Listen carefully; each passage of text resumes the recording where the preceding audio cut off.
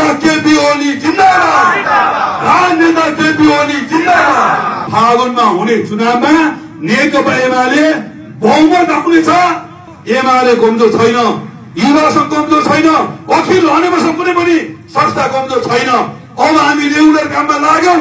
अब टोलको सुरक्षा दिने काममा हामी लाग्यौं। तपाईहरु लाग्नुहोस्। पर्सि 3 गते, असोज 3 गते संविधान दिवस छ। नेकपा एमाले यही पार्टी कार्यालय प्राङ्गणमा शानदार ढंगले संविधान दिवस मनाउँछ। पार्टी अध्यक्षले गर्ने सबै नेताहरू संविधान दिवसमा सहभागी हुनुहुनेछ। हामी अन्य पार्टीसँग पनि छलफल गर्दैछौं। कांग्रेस, माओवादी, अरू साथीहरू पनि संविधान दिवस आउनुभयो भने पार्टी कार्यालयको भेन्यू चेन्ज हुन सक्छ। हामी तपाईलाई इन्फर्म गराउँछौं। त्यसैगरी हामी भोलि र पर्सिभित्र उपत्यकाभित्र एउटा विशेष कार्यक्रम गर्छौं। त्यो कार्यक्रममा 200,000 युवाहरू हामी पहिचान गर्छौं। तपाई सबै साथीहरूले त्यो कार्यक्रमको नोटिस गरेर राख्नुहोस्। भोलि र पर्सिमा के हो एमाले, के हो युवा संघ भन्ने कुराको प्रमाणित गर्ने गरी हामी कार्यक्रम गर्छौं। अहिले युवा संघका साथीहरूलाई, पार्टीका साथीहरूलाई घर भत्काएर जलाएर हिजो आक्रमण गरेर जति गर्यौ, अब त्यो दुष्प्रयोग नगर। त्यस्तो गर्यौ भने हामी नेपाल सरकार र प्रहरीले अनुरोध गर्छौं त्यसलाई नियन्त्रण गर्नुहोस्। हामी तपाईलाई सहयोग गर्छौं।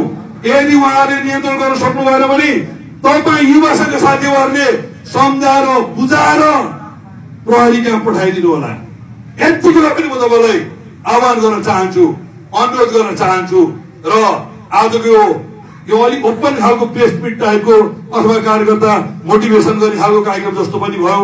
आज अब धेरै लामो कुरा बोल्ने भन्दा पनि अब हामी रेगुलर पार्टी काममा लाग्यौं। अब राष्ट्रिय युवा संघ र नेकपा एमाले पुरानो अवस्थामा फर्क्यो भन्ने कुराको सन्देश दिएको हो। मिशन 84 भन्दा हामी अब मिशन 82 मा बढ्नु भयो। हाम्रो मिशन 2.5 वर्ष अगाडि आयो। त्यसो हुनाले फागुनमा चुनाव हुनै पर्छ। संसद विघटन गर्ने प्रक्रिया हिजो केपी ओलीले गर्दा बेठिक बनिएको थियो। अब त्यो न्यायालयको विषय बन्छ। त्यो विषयलाई हामी अडम्बरका साथ उठाउँछौं र फागुनमा हुने चुनावमा नेकपा एमाले बहुमत आउनेछ। जुन खालको जेएनजी ग्रुप छ, जेएनजी ग्रुपलाई डीजी ग्रुपमा परिणत गरेर सम्पूर्ण डीजी ग्रुपको नेतृत्व युवा संघ नेपालले गर्नेछ, नेकपा एमाले गर्नेछ। मिशन 84 सफल हुनेछ। नेकपा एमाले जिन्दाबाद, नेकपा एमाले जिन्दाबाद। सबैले साथ दिनु होला। नेकपा एमाले जिन्दाबाद, नेकपा एमाले जिन्दाबाद।